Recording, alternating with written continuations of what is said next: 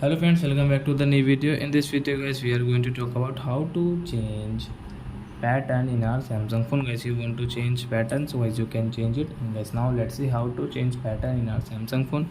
In this video guys, I am going to show you guys how to change pattern.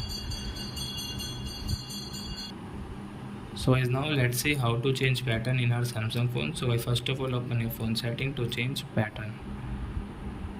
Then guys, click on this lock screen setting. Guys, click on screen lock type. Guys, draw your pattern. And guys, again click on pattern. And guys, draw different pattern. So we will draw this. Continue. Confirm.